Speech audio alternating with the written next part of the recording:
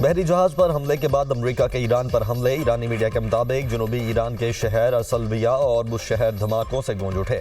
بندر عباس اور سیرک میں تین دھماکوں کی اطلاعات ہیں۔ ساحلی شہر چابہار میں 2 دھماکوں کی آوازیں سنی گئیں۔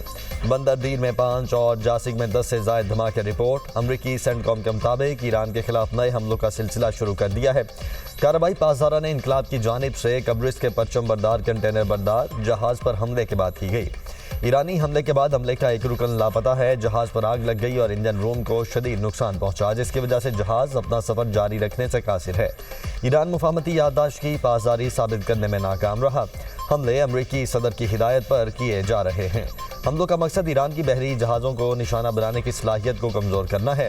ایرانی وزارت خارجہ کے ترجمان مشیر علی صفری کہتے ہیں کہ امریکی حملوں کا جواب ضرور دیا جائے گا۔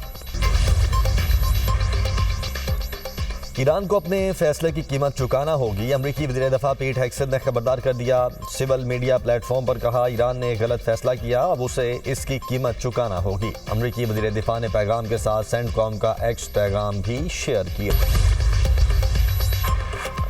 عمان اور ایران کا آبنۂ ہرمز ڈیل کے لیے مذاکرات جاری رکھنے پر اتفاق۔ عمان کی آبنۂ ہرمز میں شپنگ روٹ کے لیے معاہدے کی تجویز۔ آبنۂ ہرمز میں 2 الگ الگ کنٹرول راستوں سے ٹریفک منظم کرنے کی بھی تجویز۔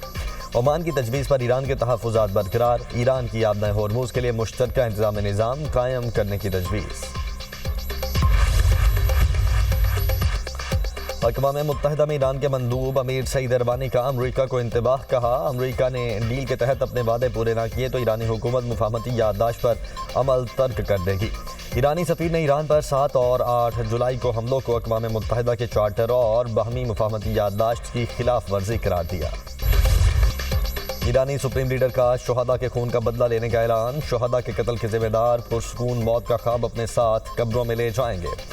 آیت اللہ مجتبیٰ خامنائی کا بیان، شہید رہبر کی نماز جنازہ اور تدفین میں شرکت پر عوام سے اظہار تشکر۔ مجتبیٰ خامنائی نے ایران اور عراق میں عوام کی بڑے پیمانے پر شرکت کو غیر معمولی عوامی حمایت کا مظہر قرار دیا۔ کہا، ہم عہد کرتے ہیں کہ شہید رہبر اور تمام شہداء کے پاک خون کا انتقام مجرمان اور قاتلوں سے ضرور لیں گے۔ ہم ہوں یا نہ ہوں، یہ وعدہ پورا ہو کر رہے گا۔ بہت جلد دنیا بھر کے آزاد لوگ اس الہی مشن میں اپنا حصہ ڈالیں گے۔ ہم کسی مشکل سے نہیں گھبرائیں گے۔ شہید رہبر کی طرح اللہ کے وعدوں پر کامل یقین ہے۔ ہزاروں امریکی میزائل ایران کو تباہ کرنے کے لیے تیار، 1000 میزائل کا رخ ایران کی طرف۔ امریکی صدر ڈونلڈ ٹرمپ کا کہنا ہے، مجھے قتل کرنے کی کوشش کی تو پہلے 1000 میزائل سے ایران کو نشانہ بنایا جائے گا، اس کے فوری بعد مزید ہزاروں میزائل بھی داغے جائیں گے۔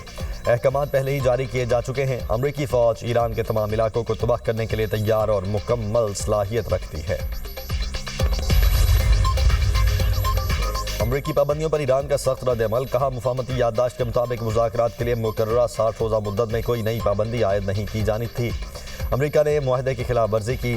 ایرانی وزیر خارجہ عباس عراقچی کہتے ہیں، ایران مفاہمتی یادداشت سے جڑی تمام ذمہ داریاں پوری کر رہا ہے۔ ایران پر نئی پابندیاں لگا کر امریکہ نے مفاہمتی یادداشت کی شق 9 کی خلاف ورزی کی۔ قطری وزیر اعظم اور متحدہ عرب امارات کے وزیر خارجہ کا ٹیلی فون پر رابطہ، خطے کی تازہ صورتحال پر تبادلہ خیال۔ دونوں رہنماؤں نے خطے میں کشیدگی کم کرنے، امن و استحکام کے فروغ اور جاری سفارتی کوششوں پر گفتگو کی۔ قطری وزیر اعظم نے فری کین پر زور دیا، وہ مذاکرات اور سفارتکاری کے عمل سے وابستہ رہیں۔ امریکہ اور ایران کے درمیان طے پانے والی مفاہمتی یادداشت پر عمل درآمد کو بھی ضروری قرار دیا گیا۔ پاکستان اور سعودی عرب کا اسلام آباد مفاہمتی یادداشت پر دستخط کے باوجود امریکہ ایران کشیدگی میں اضافے پر گہری تشویش کا اظہار۔ نائب وزیر اعظم اسحاق ڈار کا سعودی وزیر خارجہ شہزادہ فیصل بن فرحان سے ٹیلی فونک رابطہ، دونوں رہنماؤں کا خطے کی حالیہ صورتحال پر تبادلہ خیال۔ سعودی وزیر خارجہ کا کشیدگی میں کمی لانے اور مذاکرات کا عمل جاری رکھنے کی اہمیت پر زور۔ دونوں رہنماؤں نے اتفاق کیا کہ تنازعات دوبارہ بھڑکنے سے کسی کا فائدہ نہیں، یہ خطے میں امن و استحکام کے لیے جاری کوششوں کو نقصان پہنچاتا ہے۔ اسحاق ڈار نے کہا، تمام فریق زیادہ سے زیادہ تحمل کا مظاہرہ کریں اور ثالثی کی کوششوں کو کامیاب بنائیں۔ دونوں رہنماؤں کا باہمی رابطے برقرار رکھنے پر بھی اتفاق۔ شہزادہ فیصل نے جاری سفارتی کوششوں کے حوالے سے مملکت سعودی عرب کا موقف بیان کیا۔ اسحاق ڈار کی مالدیپ کی وزیر خارجہ سے ٹیلی فونک گفتگو، علاقائی اور بین الاقوامی صورتحال پر تبادلہ خیال۔ مالدیپ کی وزیر خارجہ نے ایران امریکہ تنازع میں پاکستان کی ثالثی کو سراہا۔ دہشت گردوں پر ہر وار کاری آپریشن شابان جاری، پاک فوج، FCA اور پولیس کی کارروائیوں کے دوران مزید 21 خارجی جہنم واصل۔ دہشت گردوں کو فضائی اور زمینی آپریشنز کے ذریعے نشانہ بنایا گیا۔ آپریشن شابان میں جہنم واصل کیے گئے دہشت گردوں کی تعداد 64 ہو گئی۔ سیکورٹی فورسز کی بلوچستان میں N25 کراسنگ کے قریب کارروائی، فتنہ ہندوستان کے 2 دہشت گرد مارے گئے، قبضے سے اسلحہ، دستی بم، موٹر سائیکل، موبائل فون اور دیگر سامان برآمد۔ 5 جولائی سے اب تک آپریشن شابان اور دیگر انٹیلیجنس بیسڈ آپریشنز میں مجموعی طور پر 102 خارجی دہشت گرد جہنم واصل کیے جا چکے۔ وزیر اعظم کا آپریشن شابان کی کامیابی پر سیکورٹی فورسز کو زبردست خراج تحسین، کہا ملک سے دہشت گردی کو جڑ سے اکھاڑ پھینکیں گے۔ پاکستان کا جغرافیائی محل وقوع قیمتی اثاثہ ہے، اس سے بھرپور اقتصادی فوائد حاصل کیے جا سکتے ہیں۔ پاکستان وسطی، جنوبی اور مغربی ایشیا کے سنگم پر واقع ہے، رابطہ کاری بہتر بنا کر تجارت کو فروغ دیا جائے گا۔ نائب وزیر اعظم اسحاق ڈار کا اجلاس سے خطاب، پاکستانی بندرگاہوں کو خطے کے مؤثر تجارتی گیٹ ویز بنانے پر اتفاق۔ اسحاق ڈار کی زیر صدارت اکنامک ڈپلومیسی کو مزید مؤثر بنانے کے لیے اجلاس۔ نائب وزیر اعظم نے معیشت کے فروغ کے لیے بین الاقوامی کوششیں تیز کرنے کی ضرورت پر زور دیا۔ اسحاق ڈار سے برطانیہ میں پاکستان کے نامزد ہائی کمشنر ٹیپو عثمان کی ملاقات، پاکستان اور برطانیہ کے 2 طرفہ تعلقات کی اہمیت پر زور۔ عالمی منڈی میں تیار پیٹرول سستا ہوگا تو فائدہ عوام کو بھی ملے گا، حکومت عوام کو عالمی قیمتوں میں کمی کا پورا فائدہ منتقل کرنے کے عزم پر قائم ہے۔ وزیر پیٹرولیم علی پرویز ملک کہتے ہیں نرخ سمجھنے کے لیے خام تیل نہیں، تیار پیٹرول کی عالمی قیمت دیکھنا ضروری ہے۔ رواں ہفتے عالمی منڈی میں تیار پیٹرول کی قیمت $88 فی بیرل سے زیادہ رہی۔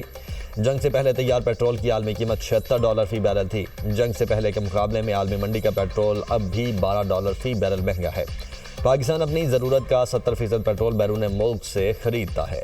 پیٹرول پر لیوی اور کاربن سپورٹ لیوی $85 فی لیٹر ہے۔ جنگ سے پہلے دونوں لیویز ملا کر $86.90 فی لیٹر وصول کیے جاتے تھے۔ موجودہ لیویز جنگ سے پہلے کے مقابلے بڑی نہیں بلکہ $2 فی لیٹر کم ہے۔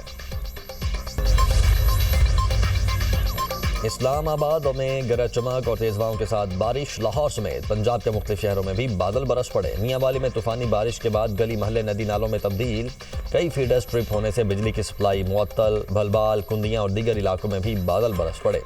نشیبی علاقوں میں پانی جمع، خیبر پختونخوا میں بادل برسنے کا امکان، نوشہرہ، مردان، چارسدہ اور دیگر شہروں میں بارش متوقع۔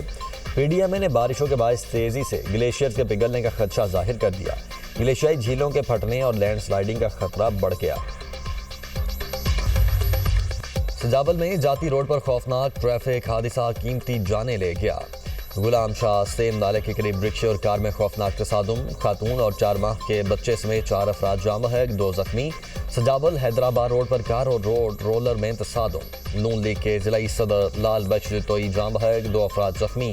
وزیر اعظم سندھ کا سجاول ٹریفک حادثے پر گہرے دکھ اور افسوس کا اظہار، جاں بحق افراد کے لواحقین سے دلی تعزیت اور ہمدردی کا اظہار۔